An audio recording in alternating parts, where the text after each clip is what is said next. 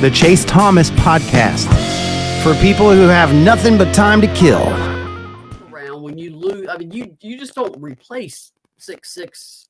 I think she's 6'7", but in the paint, because even if her stat line wasn't high in a game, she created so many. I used to call them U-turns. They're headed to the paint, they see her, and they U-turn right out of there. Mm-hmm. You get the shot clock going longer. You know, you can't find the shot you want. So post defense is a big one. Now, if you can accelerate the pace and score at a good clip, I mean, it's going to be fast paced. It could be high scoring games, but But the thing I like about Coach Caldwell is she gets it. It's not a one end of the court kind of coach at all. Mm-hmm.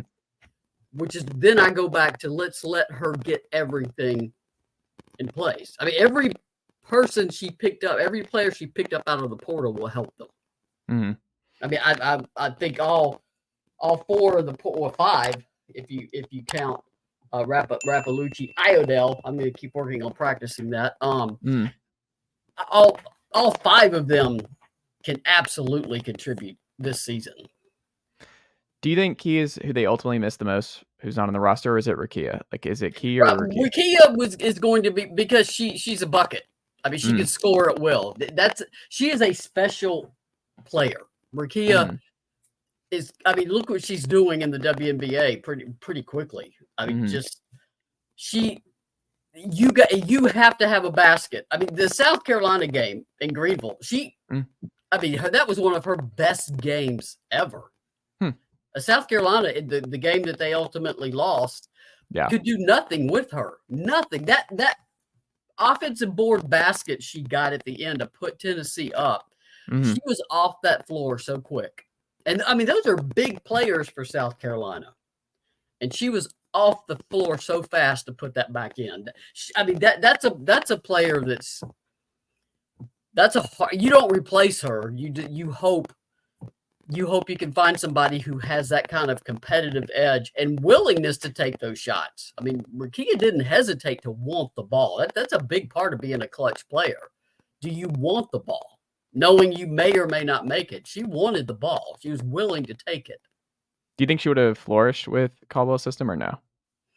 I think so, because she's so quick. I mean, and Rikea can run. I mean, I think she would have. Do you think she would have shot a lot more threes? Do you think she would have adapted to that style? Or, I mean, if you have somebody like Rikea who could, I mean, her ability to score in the paint, to maneuver in the paint, to reorient herself in space, even when she left her feet. Let's say you're running down in this go fast offense and you've got two spot up three ball shooters in the corners. The lane's going to be wide open. Yeah. I mean, just, fire the ball into her. Yeah. So she would feast a little bit. I think she could. There's pieces on this team that are very intriguing, very, very intriguing. And I'll be very curious to see how they all come together. And I will be, like I said, preaching to fans, give it time. Yeah. I think they will. I think, doesn't it seem like you think fans will? I think they're pretty excited. I think they're going to give this one. I think there's a strong, I think maybe the thing that helps Caldwell the most and Lady Vols the most going in this year is actually just the success of the athletic department as a whole right now, where I think there's just so much trust in Danny White, especially as an athletic director at Tennessee, and with how excellent Dondi Plowman has been as chancellor and Randy Boyd, like that, just the ultimate buy-in, I think, from Tennessee fans as a whole right now may never have been, I don't think it's ever been as high. Like, you would know better than I, Maria, but it just seems like across the board, there is so much buy-in. And when Kim was just kind of compared to a version of Heupel coming in with just this very distinct, high-powered, high-octane scheme that is going to be a lot of fun and just be very different than what Tennessee Lady Vol fans have seen over the years. My gut says even if the wins aren't there early, my gut is they're going to give it the benefit of the doubt for as long as possible, because Danny White really just hasn't missed since he's come onto campus, and that they're winning everywhere else, that they're just like, I think Kim's going to work. I think if you ask most Lady Vol fans, they would just be like, I lean towards Kim being a big hire for us. I think the most fans are that way. The most irrational ones are on social media. I would advise any coach get off social media during the season. Just take it off your phone, because that's where it gets ugly. But people have also been asked, what do you think their record is? Well, I mean, the SEC, I tell people, you go 8-8 in the SEC, that's guaranteed NCAA tourney. This league is stacked now. I mean, with Texas and Oklahoma here, LSU, South Carolina, Ole Miss. I mean, I'm probably leaving somebody out. I mean, if you can go 8-8. Though I saw with the NCAA tournament, it's no longer taking conference records into account, its overall record. But if you go 8-8 in the SEC, you probably have a slot definitely in the tournament. I'll be curious to see the non-conference schedule. How difficult is that? Because it's been brutal the last 2 years. We do know the UConn game is back on. That we do know Florida State will come here as part of the ACC SEC challenge. I mean, that's that was the ace led by the ACC Player of the Year, who was also a freshman. We do know they go to Memphis. That's a big deal in Memphis, and I think Memphis.